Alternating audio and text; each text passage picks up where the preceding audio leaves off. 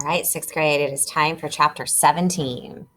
So remember, this notice was received. Chip received this little generic piece of white paper in the mail, and it was a note about wanting to meet, but there was no signature. So we need to find out who that was. Angela Dupree, Catherine said. What? Jonah stammered. That's who this is from, Catherine said confidently, waving the letter in Jonah's face. Remember, Chip, she was the only one from the witnesses list who seemed kind of, I don't know, regretful about hanging up on us.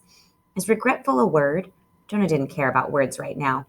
Well, it could have been, what was that other woman's name? Monique Waters? Chip suggested. Oh, no, Catherine said. That woman loved hanging up on us. She was cold. And the air traffic controller talked to you, not me, Chip said. So he wouldn't send me a letter. And this definitely is a woman's handwriting. Definitely, Catherine said. Jonah was getting annoyed with their little junior detective routine. So he asked, or on Saturday, are you going on Saturday? Chip and Catherine stopped talking. Both of them froze with their mouths hanging open. It wasn't a good look for either of them. Then Catherine laughed. Of course, she said, we have to. This is a complete stranger, Jonah said. She won't even sign her name. She won't talk to you on the telephone. She sounds crazy. This is how people end up getting kidnapped. But she's got information, Chip said. She might know who I am. Chip sounded so plaintive. Jonah couldn't argue anymore. If you're going to kidnap someone, you wouldn't ask to meet at the library, Catherine said. That conference room B, that's where we used to have brownie meetings when I was a little kid. It's like glass on three sides, and you have to walk through the whole library to get to it. It's safe. Jonah shrugged. He felt strangely dizzy, just like he had the time in Florida when he'd gotten caught in a riptide, and the flimsy little flutter kick he'd learned at the Liston pool had been no match for the forces carrying him out to sea. Jonah's dad had jumped in and saved him that time. He can't save me now, Jonah thought despairingly. So I look at that word despairingly. He can't save me now, Jonah thought despairingly. I know despair is like a synonym of sadness, so he's sad about something. We can't tell mom and dad anything about this. Can't tell them we're meeting a stranger. Can't tell them we've been calling strangers. Can't tell them we took pictures of a secret file. Besides, Catherine was saying, there'll be three of us together and no adult could kidnap three kids. How can you be so sure that she won't bring anybody with her? Jonah asked. At the same time that Chip said, what if seeing all three of us scares her off? She sounds a little paranoid. I think it has to be just me. Well, we're all going, Catherine said. There's no question about that. They didn't get a chance to call any of the kids on the survivors list that afternoon or the next because they were so busy debating their strategy for meeting with Angela Dupree, if that really was who had written the letter. Saturday morning, Jonah had a soccer game and Catherine had a piano lesson, but by 2:00, they were both in Chip's driveway on their bikes, waiting. Jonah focused on balancing carefully, lifting his toes from the concrete, on first the left side, then the right. He could straddle the bike for seconds at a time without touching the ground. As long as he concentrated on that little game, he didn't have to think about the fact that he and Catherine and Chip were going to do something incredibly stupid and probably dangerous as well. You didn't really leave a note, did you? Catherine asked, breaking Jonah's concentration and forcing him to slam his right foot down to the ground to keep from falling. I did, Jonah said. Catherine rolled her eyes. The note was Jonah's attempt at caution. They'd told mom and dad only that they were riding their bikes to the library, but in his desk drawer, Jonah had left a detailed note, a letter really, explaining that they were meeting a woman named Angela Dupree, or possibly Monique Waters, and if for some reason they didn't come back, someone should track her down. All the information about possible kidnappers would be on Chip Winston's computer. Catherine and Chip thought he was crazy for being so careful. So think about it for yourselves. Would you go do this? Would you go and meet with this strange person? Would you tell your parents you were going to? Would you leave a note like Jonah did? What kind of connections can you make? How would you feel if you were this character? What would you do? Catherine and Chip thought he was crazy for being so careful. Catherine sighed, blowing her hair out in the way that ruffled the air out on the way that ruffled the hair on her forehead. Wish Mom could have driven us, she said. Nobody rides bikes anymore. I do, Jonah said. Catherine said, all my friends think bikes are babyish. No one had better see me. She looked around anxiously. The street was deserted. Riding bikes versus being driven had caused a huge debate. Chip thought if they had a parent drive them, they'd have to explain why they had to be at the library exactly at 3 o'clock, rather than after their moms got through at the grocery store or before their dads started watching the football game. And Jonah thought that if they had to make a quick getaway, it'd be ridiculous to stand there in the library lobby calling a parent. Yeah, I'm ready to be picked up. Do you mind not waiting until halftime? There's kind of a murderous psychopath chasing me. What do you really think is going to happen? Catherine asked. Jonah shrugged. She'd been asking him that question for 2 days, and he'd never been able to explain that exactly to himself. He didn't truly believe they were about to face a murderous psychopath. He just had a horrible feeling in the pit of his stomach that wouldn't go away. The garage door of Chip's house began rising, revealing Chip and his bike. Chip was grinning. Time for some answers, he proclaimed. Jonah thought maybe Chip was trying to sound like the donkey from Shrek, carefree, glib, and full of wisecracks, even in the face of danger. So you might not know some of those words, carefree, glib, and wisecracks. Okay, if you don't, pause and think about them. Okay, you can go back and listen to this and see if you can figure out what they mean. But it wasn't a very good... Good morning, Edison. This is your principal, Ms. Stoudenhouse, with your morning announcement. Today's Monday, October 19th, and our first day of having our kindergarten. But it wasn't a very good imitation because his voice cracked. First, we got to ride all the way over there, Catherine complained. What is it, 2 miles? 3? We don't have to go, Jonah said. Of course we do, Chip said, pushing off and sailing out into the street. Jonah let Catherine follow Chip, and then he sighed and brought up the rear. It was weird how responsible he felt for the other two. Plaintive, pitiful, confused Chip. Ooh, some great words there. Naive, gung-ho, enthusiastic Catherine. He and Chip were both equally tall and gangly. It wasn't like Jonah had any extra muscles for fighting off attackers. Oh, fantastic words right there. There's strength in numbers, he told himself, pedaling hard to catch up. They passed the BP station where the high school band boosters were having a car wash fundraiser. The grocery store where Mom was right now buying peanut butter and milk and bread like it was any Saturday afternoon. The neighborhood that, according to a quick Google search they'd done, contained the Robin's Egg Lane, where Daniela McCarthy's family would soon be moving. They got to the library by 2:30. Chip was looking at his watch before he even slipped off his bike. I've still got to wait another half hour, he said. I thought the ride would take longer than that.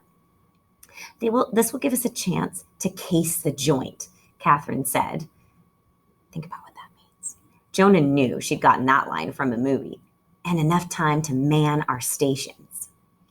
Deciding how many of them should be in the conference room B at 3 o'clock had sparked the longest and bitterest debate. They'd eventually reached a compromise. Chip would be the only one actually in the conference room, but he'd secretly have his cell phone set on speakerphone in his lap, and he'd call Catherine, who'd be hiding out in the magazine section. She'd hold the cell phone up to both her ear and a walkie-talkie, broadcasting to the other walkie-talkie in Jonah's hand. Jonah would be in the nonfiction section, near the conference room. He'd be pretending to read, facing away from the conference room, but he'd secretly have a mirror hidden in his book, directed over his shoulder, so he could see what was happening to Chip every single minute. The walkie-talkie phone combo would let him hear everything that was going on in the conference room. So at the first hint of danger, he'd be able to storm in and save Chip. They had planned everything. None of them, even once, had said, this is ridiculous. Walkie-talkies, mirrors hidden in books, we'll look like fools. Jonah thought maybe that was proof that, underneath it all, the other two were every bit as scared as he was. They leaned their bikes against the bike rack and tiptoed into the library. They peeked into conference room B. No one was there, and tested out the cell phone walkie-talkie setup. Spy 1 to Spy 2, Catherine said, giggling into the walkie-talkie. Over. Jonah switched the walkie-talkie function to send. Catherine, it works, but so help me, you've got to remember, you're not supposed to do any of the talking. At 2:55, Jonas flipped the hood of his sweatshirt up so it covered the walkie-talkie pressed against his ear. He pulled a book off a nonfiction shelf at random. It was something about tax codes. He positioned Catherine's makeup mirror in the book, angled it just so, yep, there was Chip's face, anxious and pale, on the other side of the conference room's glass wall.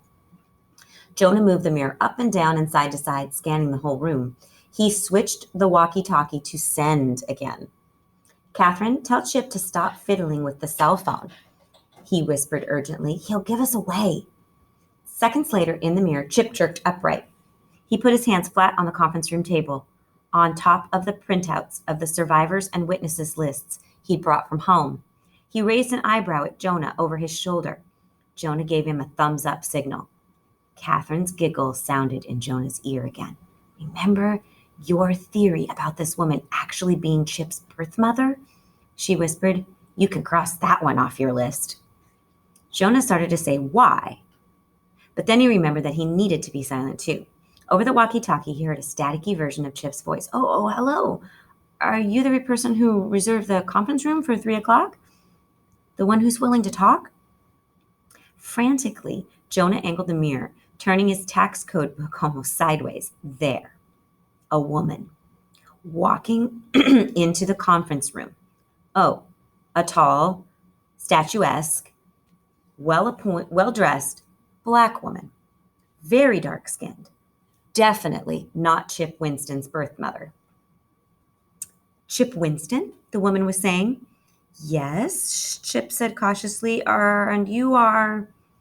The woman stopped in the conference room doorway, looked back over her shoulder. Her eyes seemed to meet Jonah's in the mirror. She laughed.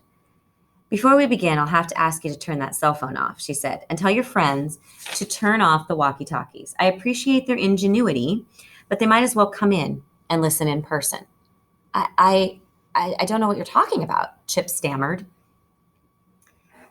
That's a good word too. Okay, stammered. See if you can figure out what it means from the words around.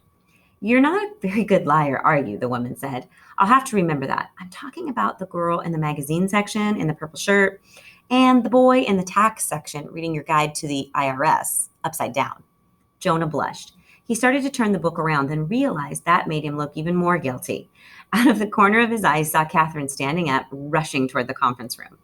He waved his arms at her, trying to send a telepathic message. No, go back. Pretend you've got nothing to do with me or Chip. Act normal. Don't give anything away. Catherine ignored him. She reached the door into the conference room and began shaking the woman's hand. Catherine Skidmore, she introduced herself. Nice to meet you. Thanks for letting me join you. Catherine made it look like they were going to be sitting around eating sugar cookies and drinking lemonade. Come on, Jonah, Catherine said. She's got us figured out. Jonah whirled around. But I don't have to go in there, do I? He muttered through gritted teeth. I can stay out here if I want to, so I can run for help if anything happens. Jonah was surprised to see the woman's dark eyes were sympathetic. You're the one I want guarding the door then, she said, watching out for trouble. You can watch from the outside or from the inside. I don't care.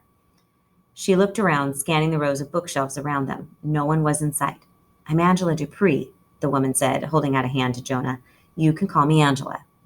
Hesitantly, Jonah moved forward to shake her hand. He stepped in through the glass door behind Catherine and Angela and pulled the door shut. But he didn't sit down at the table when the others did. He stayed by the door. Angela nodded respectfully at him, as if she approved of that choice. A little advice, Angela said, a hint of laughter in her voice. The next time you do a stakeout, don't enter the building together. It was Jonah she looked at now. I got here at 2. I've been watching the 3 of you for the past half hour. Jonah's face burned. I guess the walkie-talkies were a stupid idea, he mumbled. Oh, it was creative, Angela said. I would have left you to your spy games if it weren't for the range on those things. I didn't want our conversation broadcast to every trucker passing by on the highway, or others who might want to listen. She no longer sounded amused, and her eyes looked haunted. Catherine was glaring at Angela. Oh, that's right, Catherine said, almost in the same snarly catfight voice she used when she was mad at her friends. You're afraid to even talk on the phone. I have my reasons, Angela said softly, and somehow that shut Catherine up. But it's safe to talk now? Chip asked eagerly, leaning forward. You can give us answers? Angela gave another cautious look around through the glass walls into the library, then through the windows into the parking lot. Jonah realized for the first time that Angela had taken the one seat in the room that backed up to a solid brick wall. Even if Jonah weren't guarding the door, she made sure that nobody could sneak up on her.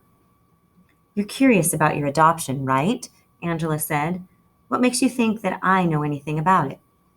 Quickly, Chip explained about the list of survivors, the list of witnesses, shoving the papers over to her so she could look for herself. See, Jonah's name is on the list of survivors too, Catherine chimed in. Mine isn't. I'm not adopted, but I'm the one who took the pictures. Oh, good for you, braggart, Jonah thought. Angela glanced at him just then, and Jonah could swear she knew what he was thinking. She smiled at him.